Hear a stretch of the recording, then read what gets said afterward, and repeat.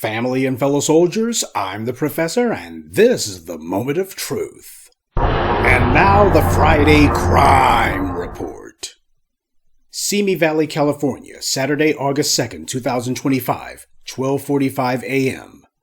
By now, I'm sure that many of you have heard about the brutal assault that took place where a gang of bigots attacked some passerby simply because of their race. No, I'm not talking about the Nothing Burger in Cincinnati, which has already been revealed to be a white media fantasy with more holes than a block of Swiss cheese. I'm talking about a black child who was brutally attacked by a gang of white thugs in California. As I've already documented for you in numerous crime reports and other morning briefings, we've seen exactly these kind of attacks take place all over the country, from New York to California, everywhere. And of course, as for the last 500 years, the MO for these scumbags is always the same. They only pull these stunts when they've got their victim outnumbered. Anti-black violence is a coward's game. Regal Plaza became the scene of the latest white supremacist attack against a black youth. 18-year-old Michael Robinson was enjoying a night out with friends near Regal Cinemas on Tapo Canyon Road when a group of hostile white teenagers started picking on his friend. Michael didn't know any of these troublemakers, but he said his friend had had previous issues with the white aggressors before and that his friend tried to calm tensions, but the racist thugs attacked regardless. They punched his friend in the face before turning their attention to Robinson, yelling racial slurs at him as they attacked him. Quote, "They hit one of my friends in the face first," Robinson said. "Then they hit another. Then they rushed me and I'm in between two cars. I managed to get out from behind the two cars and I run into the parking lot. As I run into the parking lot, they proceed to slam me into the hood of somebody's car and jump me." Cell phone video captured by a witness showed the teen assailants repeatedly punching and kicking Robinson as they surrounded him in the parking lot. Robinson tried running away, but they followed. At one point, he tried to shield himself with a chair as the group moved in and hurled profanities at him. He asked a mall security guard for help, but said the guard refused to intervene. The attack left Robinson with cuts, bruises, and a chipped tooth. After Robinson and his mother reported the attack to police, a criminal investigation was allegedly launched, but since the assailants are white and their victim black, this immediately turned into a police cover-up. Police Chief Steve Shorts was asked whether he believed the incident was a hate crime. He decided to dodge the question and say it was merely a hate-related incident. "What we're doing at this point," he said, "is a comprehensive investigation." Obviously not too comprehensive, because rather than go and arrest these thugs, which is basic police procedure, they instead decided to just do nothing and simply wait until the attackers chose to turn themselves in their own good time. Police refused to charge them with felonies, instead citing them with misdemeanor battery.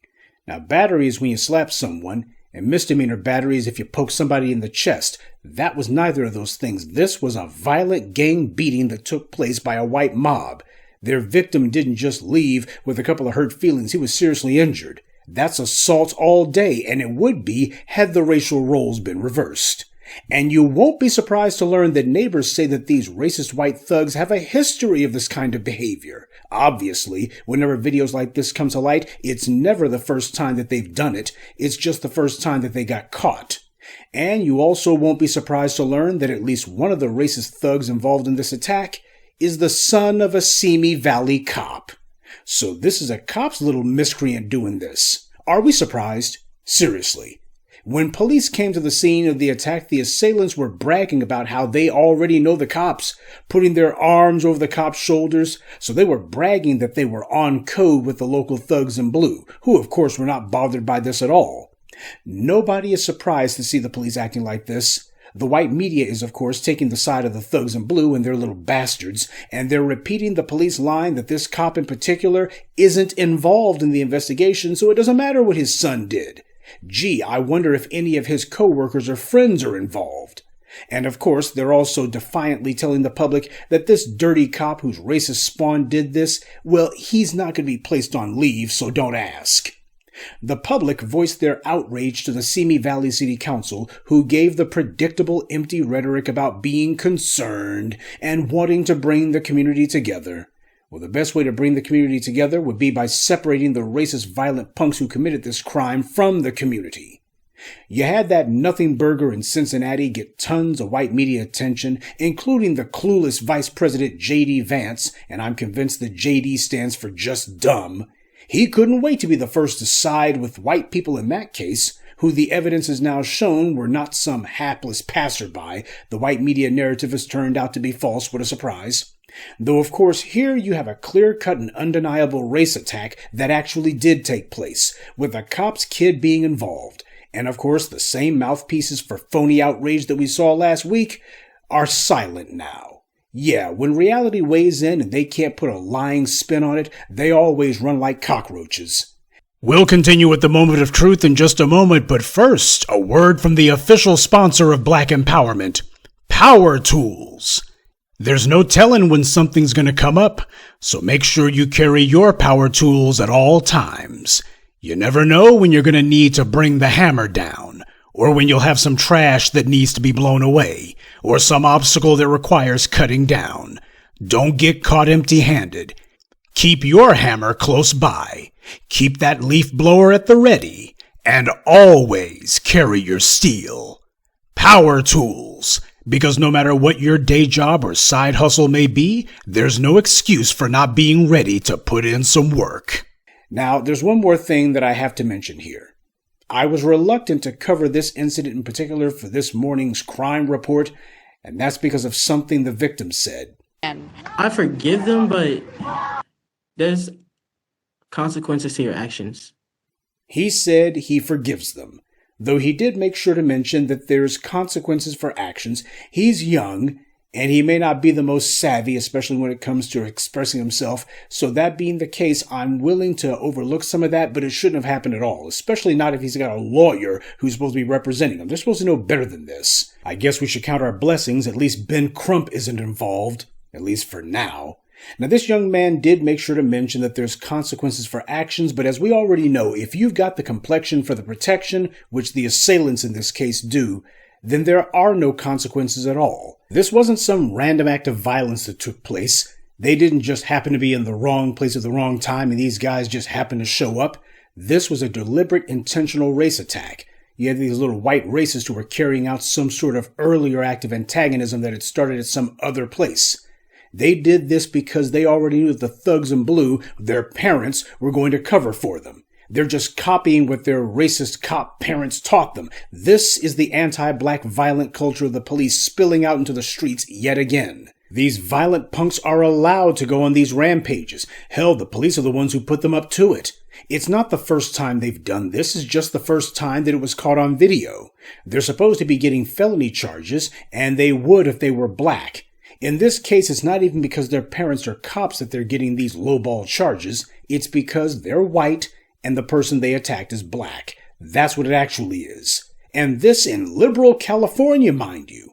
The state that's so open-minded and so accepting, and yet we see things like this happen in California more than any other state. The state attorney general of California should have already stepped in to take over this case. As soon as they see the thugs in blue trying to make these felony assaults into a misdemeanor, that's when the state authorities should have stepped in. But then again, when have they ever done that when some white supremacist has attacked a black person? So this is not just a race attack. It's also yet another example of police-sponsored violence, no different than Kyle Rittenhouse. Police protect these criminals. They are the irregular forces of white supremacy. And in this case, I'm willing to bet you this punk's cop father told him exactly what to do. Don't worry. You just go ahead and do that stuff, and this is going to be a freebie. Whatever it is, it's going to be a misdemeanor. It won't even go on your record. We'll make sure of that. And that's why they don't want to put felonies on these punks, because that would make it very difficult to hire these racist creeps later on down the line to be in some police department or sheriff's department. These anti-black race attacks are how the dirtbag white supremacists coming up demonstrate to the older racists that they're willing to carry out race-specific violence, which is what the police's job actually is.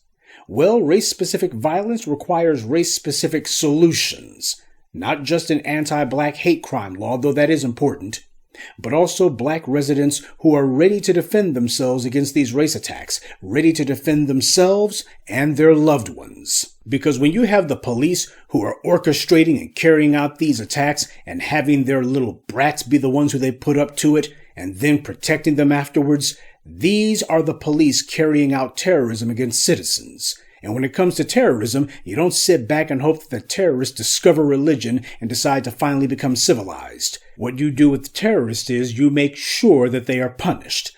That's the way that you not merely disincentivize them from that kind of behavior, but you also make sure to prevent it in the future.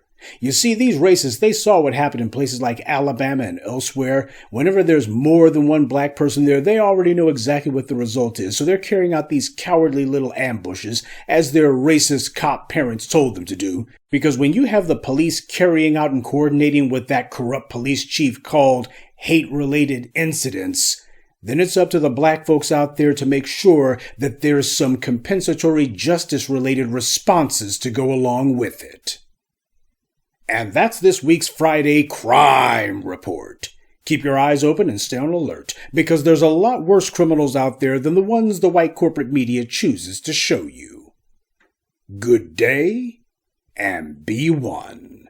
I'd like to take a moment to mention some of our contributors. Frederica Moore, Beau McLean, Jacques Hargett, Charisse Matthews, and Elisa Boutte. Salute to them and thank you to everyone for listening, liking, and sharing this message. Black empowerment only exists because of you.